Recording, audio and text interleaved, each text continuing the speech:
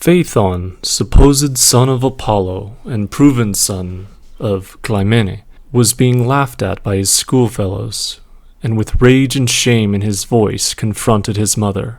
"If I am indeed of heavenly birth, give me, mother, some proof of it, and establish my claim to the honor." His mother threw her hands up and said, "I call to witness the sun which looks down upon us, that I have told you the truth. If I speak falsely, let this be the last time I behold his light. But it needs not much labor to go and inquire for yourself. The land whence the sun rises lies next to ours. Go and demand of him whether he will own you as a son." Phaeton's journey was uneventful until he arrived at the palace in all its glory. Reared aloft on columns glittering with gold and stone, the ceiling was made of polished ivory. The doors were made of silver. Despite the value of the materials, the workmanship of the god Vulcan impressed upon the walls the most inspiring representation of earth. Nymphs in the sea, not alike or unlike as sisters can be. Towns, forest, rivers, with heaven up above. On the doors were the 12 signs of the zodiac, 6 on each side. Phaeton approached his supposed father, who was arrayed in purple vesture, sitting on a throne of diamonds, surrounded by the aspects of the world including day, month, year, spring with her head crowned in flowers, summer, garment cast aside, autumn stained with grape juice, and winter covered in frost. The sun god asked the visitor's purpose, and Phaeton said, "O light of boundless world, Phoebus, my father, if you permit me to use that name, give me some proof, I beseech you, by which I may be known as yours." The god laid the beams that surrounded him down and embraced the boy, saying, "My son, you deserve not to be disowned, and I confirm what your mother has told you. To put an end to your doubts, ask what you will, the gift shall be yours. I call to witness that dreadful lake which I never saw, but which we gods swear by in our most solemn engagements." Phaeton requested the one thing that Apollo could not expect of him. He asked to fly the chariot of the sun. His father tried 4 times to take back his vow, then shook his head, in warning said, "I have spoken rashly. This only request I would fain deny.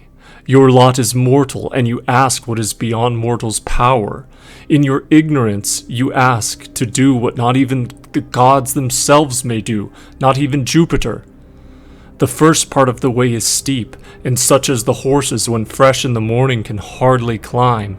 The middle is high up in the heavens, whence I myself can scarcely, without alarm, look down and behold the earth and sea stretched beneath me. The last part of the road descends rapidly and requires more careful driving. Add to all this, heaven is all the time turning round and carrying the stars with it. I have to be perpetually on my guard lest that movement, which sweeps everything else along, should hurry me so away.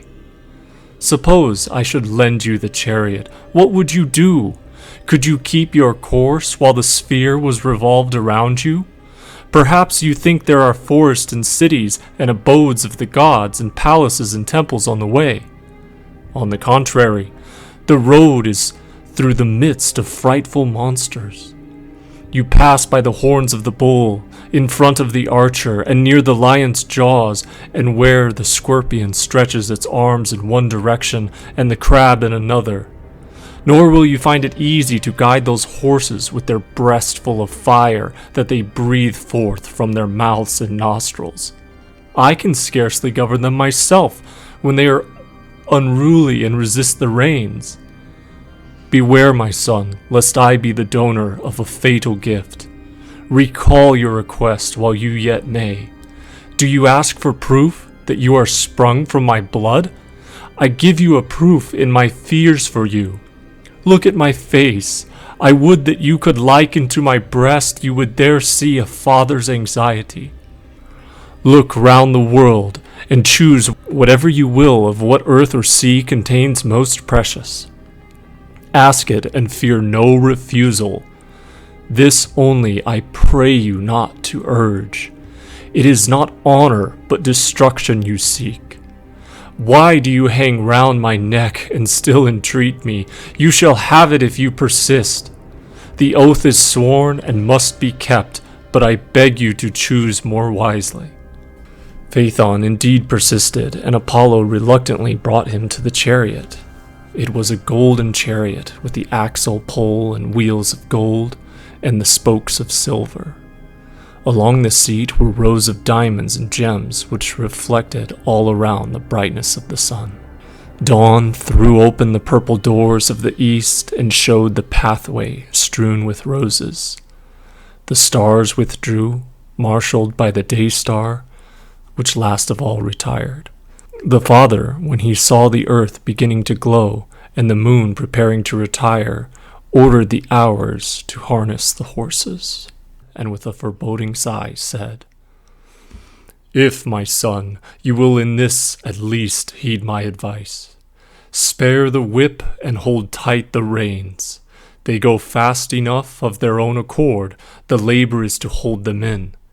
You are not to take the straight road directly between the 5 circles, but turn off to the left. Keep within the limit of the middle zone, and avoid the northern and southern alike. You will see the marks of my wheels, and they will serve to guide you. And that the skies and the earth may each receive their due share of heat, go not too high, or you will burn the heavenly dwellings, nor too low, or you will set the earth on fire. The middle course is safest and best."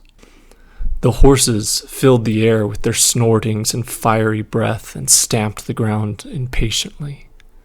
Now the bars were let down, and the boundless plain of the universe lies open before them. They dart out and soon realize the weight they carry is less than before, and as a ship without a ballast tossed the chariot hither and thither and dashed it about as if it were empty. When Phaeton looked upon the earth, and in spite of the glare all around him, his sight grew dim. He wished he had never touched his father's horses, never learned of his parentage, never prevailed in his request.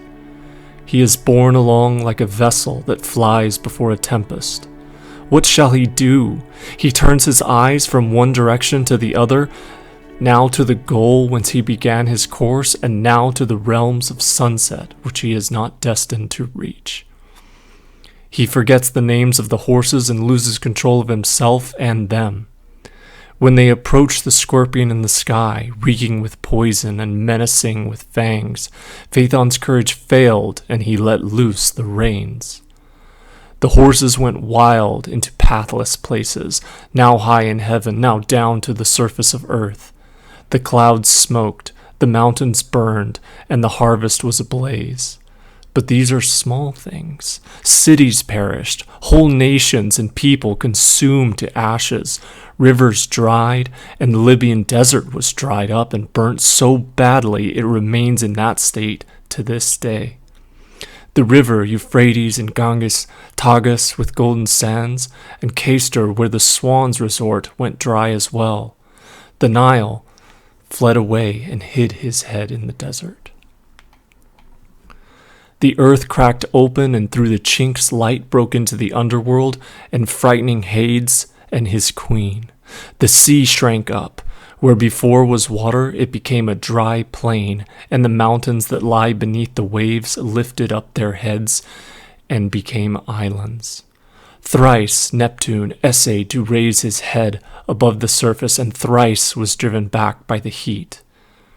Earth, surrounded as she was by waters, yet with head and shoulders bare, screening her face with her hand, looked up to heaven, and with a husky voice called on Jupiter. "O ruler of the gods, if I have deserved this treatment, and it is your will that I perish with fire, why withhold your thunderbolts? Let me at least fall by your hand. Is this the reward of my fertility, of my obedient service?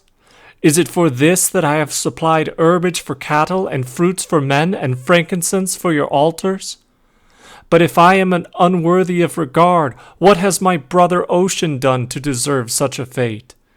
If neither of us can excite your pity, think, I pray you, of your own heaven, and behold how both the poles are smoking which sustain your palace, which must fall if they be destroyed. Atlas faints, and scarce holds up his burden. If sea, earth, and heaven perish, we fall into ancient chaos, save what yet remains to us from the devouring flame. Oh, take thought for our deliverance in this awful moment. Thus spoke earth, and overcame with heat and thirst, could say no more.